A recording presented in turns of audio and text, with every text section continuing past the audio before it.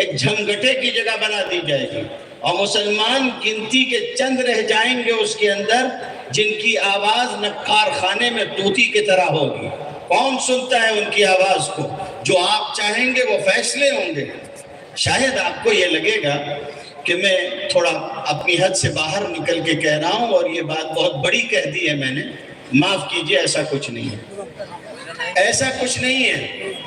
ہو سکتا ہے میں قانون نہیں سمجھ سکا ہوں گا، مجھ سے غلطی ہو گئی ہوگی، میں مدرسے کا پڑھا ہوا، میں نے قانون پڑھا، اچھے سے پڑھا، مجھے معلوم ہے، لیکن مان لیجئے مجھ سے غلطی ہوئی ہے اور مجھے قانون نہیں آتا ہے۔ آپ کا کیا خیال ہے چیف جسٹس، سپریم کورٹ کے چیف جسٹس کے بارے میں؟ اس کو بھی قانون نہیں آتا ہے، یوں ہی کسی کو بھی آپ نے بٹھا رکھا ہے۔ چیف جسٹس نے جب سالیسیٹر جنرل سے یہ بات کہی کہ آپ وقف کونسل کے اندر 22 نمائندوں میں 14 نمائندے اپنے رکھ دیں گے، صرف 8 مسلم ہو سکیں گے، تو کیسے ہوگا؟ یہ اگر آپ خیال کیجئے، یہ چیف جسٹس نے بیان کی ہے، میں نے نہیں بیان کی۔ سی او مسلمان ہونا ضروری نہیں ہے، 2 نمائندے پہلے سے غیر مسلم ہوں گے، مرکزی حکومت 3 نمائندے اس میں اپنے داخل کرے گی، 2 راجیہ سبھا سے، 1 لوک سبھا سے۔ پاگل سمجھا آپ نے ہم کو؟ آپ دھوکے دے رہے ہیں۔ سالیسیٹر جنرل کہتے ہیں کہ میں حلف نامہ دے سکتا ہوں کہ صرف 2 ہی ہوں گے۔ آپ نے جو قانون بنایا ہے اس میں سارے چور دروازے آپ نے رکھے ہیں، ایسے قانون کو مسلمان کبھی منظور نہیں کرے گا۔ وقف اللہ کے لیے کیا جاتا ہے، ایک سسٹم تھا، ٹریبونل کا سسٹم تھا، وقف جائیداد، اس سے متعلق مسائل وہاں حل کیے جاتے تھے۔ آج آپ نے وہ ساری چیزیں ختم کر کے ڈی ایم کو سارے اختیارات دے دیے۔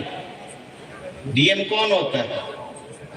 حکومت کا نمائندہ ہوتا ہے، حکومت کا نمائندہ ہوتا ہے، اور حکومت یہ چاہتی ہے کہ وہ زمینوں کو وقف کی ہڑپ لے۔ آپ سمجھ رہے ہوں گے کہ شاید یہ بات بھی بدنیتی اور بددیانتی کی حکومت کی طرف منسوب کر رہا ہوں اور یہ غلط کر رہا ہوں۔ صورتحال یہ ہوئی کہ ادھر 8 اپریل کو یہ قانون بنا نوٹیفائیڈ ہو کے، اور کوشامبی کے کلکٹر صاحب نے یہ صورتحال پیدا کر دی کہ مدھوسودن صاحب نے 93 بیگھہ زمین اٹھا کے سرکاری قرار دے دی، اور آگے یہ بھی طے ہے کہ مزید ابھی جو زمینیں ہیں وہ سرکاری قرار دی جائیں گی۔ وہ تو شکریہ ہے سپریم کورٹ کا کہ انہوں نے سنوائی کرتے ہوئے پہلے مرحلے میں بھی اس کے اوپر روک لگائی ہے کہ ابھی آپ کچھ نہیں کریں گے، ابھی پہلے ہم سنیں گے۔ اچھا، ڈھڈورا کیا پیٹا جا رہا ہے؟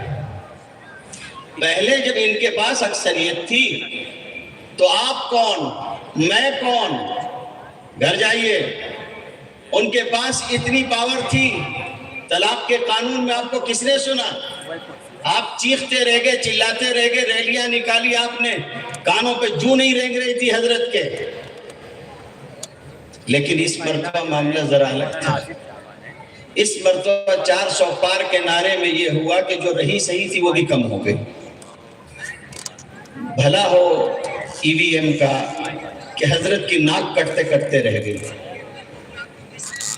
ورنہ نہیں رہ سکتے تھے، مگر خیر اب یہ صورتحال ہے ان کی کہ وہ یوں منظور نہیں کروا سکتے تھے، جے پی سی کے پاس بھیجنا پڑا، جوائنٹ پارلیمانی کمیٹی کے پاس۔